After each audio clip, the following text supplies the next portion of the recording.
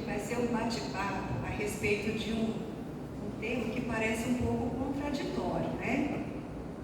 Tormento voluntário. Será que alguém quer sofrer voluntariamente, né? É um pouco contraditório, eu achei muito interessante. Vamos pensar um pouquinho nesse assunto. Primeiramente, por que sofremos? Todos nós sofremos. Ou existe alguém aqui que não sofre? Todos na Terra sofremos. E se todos sofremos, muitas vezes a gente considera injusto esse sofrimento. Não seria certo tanto sofrimento. Às vezes a gente passa pela nossa cabeça, nossa, mas isso não é justo. Vejamos, nós vamos estudar hoje do ponto de vista da doutrina espírita, baseado no Livro dos Espíritos e no Evangelho segundo o Espiritismo. E esses apontamentos serão importantes para quando no dia a dia vier à nossa mente essa observação, nossa, mas parece tão injusto o sofrimento de alguém ou meu, que lembremos desse estudo de hoje.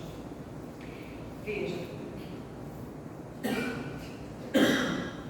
no Evangelho segundo o Espiritismo, Kardec nos explica que as vicissitudes da vida, ou seja, os sofrimentos da vida, têm uma causa. E que se Deus é justo, essas causas também são justas. Se a gente parte do princípio de que Deus é a justiça, a misericórdia, a bondade, então o que nos acontece, ou acontece às pessoas ao nosso redor, não são por acaso. Não existe acaso nas leis de Deus. Isso é um fato. Se hoje nós sofremos, é porque existe uma causa pregressa, seja nessa vida ou em outra, porque o Espiritismo nos ensina que nós tivemos já outras vidas, e essa causa, que apesar da gente não saber hoje, existe. Por isso o sofrimento. Além disso, o Evangelho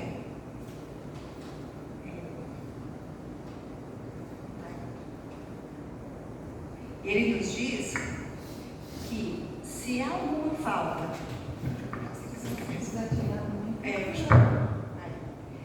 que não há falta alguma, por mais leve que seja, nenhuma infração da sua lei que não acarrete forçosas e inevitáveis consequências, mais ou menos deploráveis. Daí se segue que nas pequenas coisas, no pensamento, no sentimento, como nas grandes, o homem é sempre punido por aquele que pecou. Quando a gente fala pecou, do ponto de vista da doutrina espírita, quer dizer, do que nós saímos do trilho, do que nós fizemos contra a lei.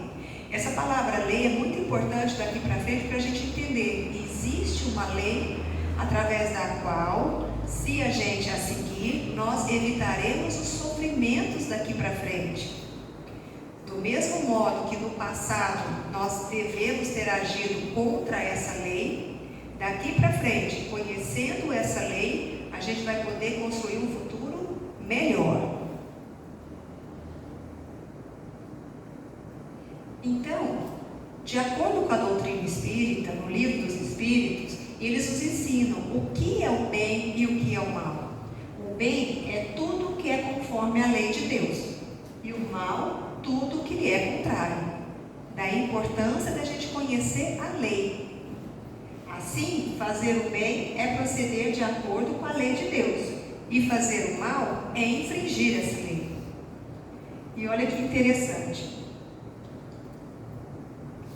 As leis de Deus, não aparece a imagem aqui, tem algum problema, mas as leis de Deus, desde a antiguidade, o homem tenta acertar o passo de acordo com a lei. 1500 anos antes de Cristo, Moisés recebeu os 10 mandamentos. E esses 10 mandamentos foram leis coercitivas, eram leis mais punitivas, fazendo os homens imaginarem um Deus também punitivo. Era um Deus justo, mas era um Deus antropomórfico. Ele tinha muito do homem, tanto que parecia em alguns momentos que ele era vingativo. Ainda na antiguidade, Moisés também escreveu os 5 livros básicos que correspondem ao Pentateuco ou Torá dos judeus, que são várias leis de boas condutas, de norma, como proceder, tentando o homem a agir de acordo com a lei. Mas como estudamos, essa lei ao longo do tempo ela vai se modificando, à medida que a gente consegue entender melhor as coisas. E com Jesus já nos trouxe o Evangelho. Jesus já nos trouxe uma noção de Deus mais amoroso. Um Deus justo, porém um Deus amoroso.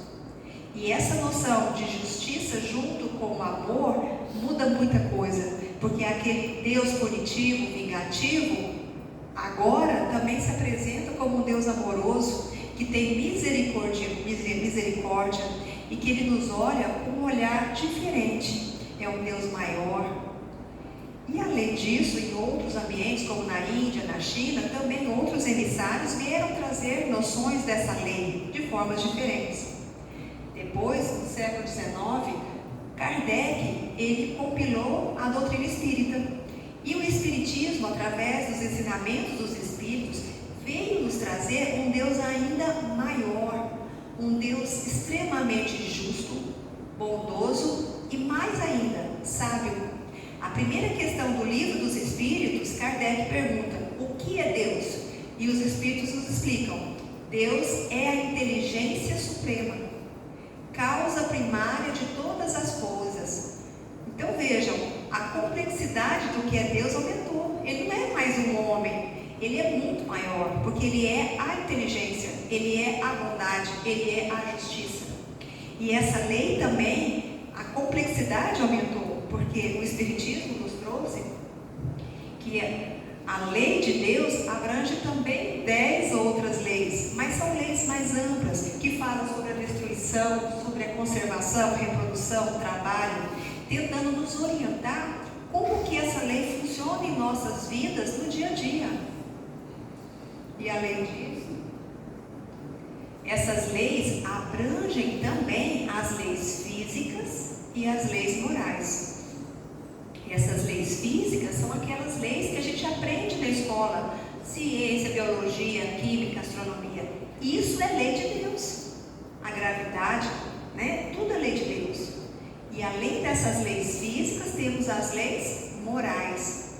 E essas leis morais, elas são as que têm a ver com a gente no dia a dia, pois elas falam a respeito da nossa relação com o próximo e da nossa relação com Deus. E a doutrina espírita nos explica que essas leis morais estão dentro de nós. Olha que interessante.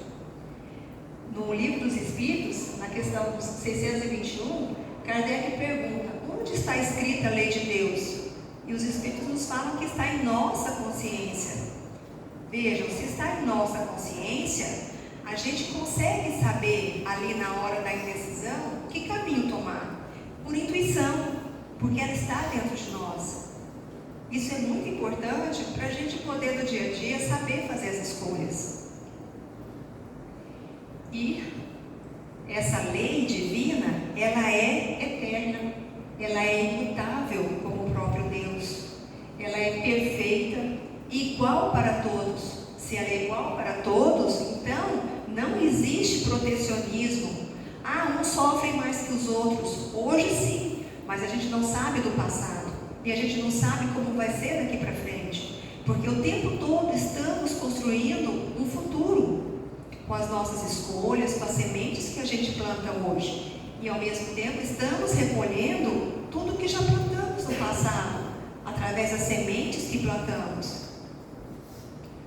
E essa lei, todas essas leis, Jesus resumiu em 2 princípios. Toda lei se resume em 2 mandamentos: amar a Deus sobre todas as coisas e ao próximo como a si mesmo. Então Jesus veio nos ensinar isso, facilitou muito mais. Então, para eu agir de acordo com a lei, eu tenho que amar.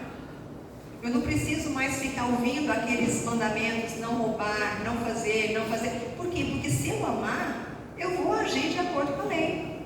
E vejam, para eu amar o meu próximo como a mim mesmo, eu teria que primeiro me amar. Mas para eu me amar verdadeiramente, eu tenho que conhecer os meus defeitos. as minhas deficiências, os meus vícios, porque só assim eu posso me melhorar. Só assim eu posso realmente plantar sementes melhores. E se eu preciso me conhecer, vocês acham, qual que é o nosso principal defeito? Todos nós temos defeitos, todos nós temos vícios, mas qual será o principal? No Livro dos Espíritos, Kardec pergunta, dentre os vícios, qual que se pode considerar radical? Qual aquele que é o mais importante? E eles respondem, temos dito muitas vezes, o egoísmo. Daí deriva todo o mal. Estudai todos os vícios e vereis que no fundo de todos há o egoísmo. Por mais que lhes des combate, não chegareis a extirpá-los enquanto não atacardes o mal pela raiz, enquanto não formos no egoísmo. Enquanto não lhe houveres destruído a causa. Tendam, pois, todos os esforços para esse efeito, porquanto aí é que está a verdadeira chaga da sociedade. Haroldo Dutra tem uma palestra que ele fala, explica bem o que é bem e o mal. Ele fala assim, que o bem é o bem para todos, e o mal é o bem só para mim. Eu não estou errado em querer o bem para mim, o problema é eu querer só para mim, entendeu? E é isso que acontece no dia a dia. Não é errado, mas se a gente começa a entender que eu querendo o bem só para mim, sem olhar o outro, isso é um mal frente às leis divinas. Porque o próximo é o meu caminho para Deus. Emmanuel tem essa frase que eu acho muito interessante. O próximo é a nossa ponte para Deus. Se eu quero chegar a Deus, eu preciso olhar o meu próximo. Eu preciso trabalhar com o meu próximo. Porque eu sozinho, trabalhando eu mesmo, eu não consigo. Porque é na lida com o próximo que eu vou perceber as minhas deficiências e eu vou trabalhá-las. Seja esse próximo, o próximo mais próximo de nós, a nossa família, ou o nosso companheiro de trabalho, na rua, é através dele que eu chego a Deus, nos trabalhando esses defeitos. Mas vejam, além do egoísmo, quais os outros vícios que nós temos? Vaidade, ódio, inveja, orgulho, ciúme, ganância, preconceito, vingança. Todos nós temos tudo isso dentro de nós. E o importante é a gente reconhecer esses defeitos para realmente trabalhá-los. Não adianta tampar. Se a gente esconde, a gente não trabalha e eles crescem. Temos que percebê-los, porque só assim nós nos melhoraremos. No Evangelho, os Espíritos falam, os males dessa natureza fornecem indubitavelmente um notável contingente ao número dos sofrimentos da vida. O homem evitará esses sofrimentos quando trabalhar por se melhorar moralmente, tanto quanto intelectualmente. Então é fundamental a gente conseguir melhorar esses vícios. Por quê? Nas encruzilhadas da vida, quando a gente utilizar o nosso livre-arbítrio para escolher qual caminho seguir, se a gente não perceber, a gente vai estar apoiando nesses vícios, no egoísmo, no orgulho, na vaidade, e vamos estar lançando sementes que vão trazer o sofrimento. Daí o título da palestra, Tormentos Voluntários. São tormentos que a gente busca pelas nossas más escolhas, quando a gente se baseia nesses vícios. E lembrando sempre, como Paulo nos fala, que tudo nos é lícito, mas nem tudo nos convém. Essa frase de Paulo, que a gente tem que levar para o dia a dia, nos alerta que eu posso fazer muita coisa. Eu posso propagar o meu nome nas redes sociais, que eu faço isso e aquilo, eu posso ter o que eu quero, mas veja, isso me convém? Isso vai me tornar uma pessoa melhor?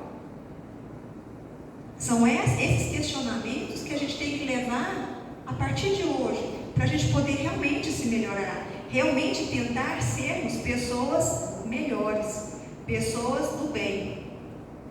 Então, qual o caminho? No Evangelho, eles nos ensinam que o verdadeiro homem de bem é aquele que pratica a lei da justiça, amor e caridade na sua mais completa pureza. Esse é o verdadeiro homem de bem. E que se esse homem de bem interroga a sua consciência sobre os atos praticados, perguntará se não violou essa lei, se não cometeu nenhum mal, se fez todo o bem que podia, se ninguém teve de se queixar dele, enfim, se fez para os outros tudo o que gostaria que os outros lhe fizessem. E Kardec, no Livro dos Espíritos, pergunta: qual o meio mais prático, o meio prático mais eficaz que tem o homem de se melhorar nessa vida e resistir à atração do mal? Eles respondem: um sábio da antiguidade já te disse, conhece-te a ti mesmo. Em seguida, Kardec fala: não, isso a gente sabe, mas na prática, como é que a gente faz para a gente realmente se melhorar? E aí Santo Agostinho fala essa resposta: fazei o que eu fazia quando vivi na terra. Ao fim do dia, interrogava a minha consciência, passava revista ao que fizera e perguntava a mim mesmo se não faltara algum dever, se ninguém tivera motivo para de mim se queixar. Foi assim que cheguei a me conhecer e a ver o que em mim precisava de reforma. Então, Santo Agostinho fazia o exame de consciência, que é o que todos nós deveríamos fazer ao final do dia. Perguntar: o que eu fiz ao outro? Se me fizesse, estava tudo ok? Assim a gente consegue ser pessoas melhores. E aí sim objetivar a felicidade. Mas a felicidade completa existe na Terra? Os Espíritos respondem: não. A felicidade completa não existe. Por isso que a vida lhe foi dada como prova ou expiação. Expiação do que já plantamos no passado e prova para ferir os nossos conhecimentos daqui para frente. Do homem, porém, depende a suavização de seus males e o ser tão feliz quanto possível na terra. Como que a gente suaviza os males? Porque nós vamos passar por sofrimentos, faz parte da vida, nós estamos recebendo o passado de volta, mas a gente consegue fazer esse sofrimento ser atenuado. Nós vamos ver. E temos sim que objetivar ser felizes, temos que buscar essa felicidade. E o que é felicidade para a doutrina espírita?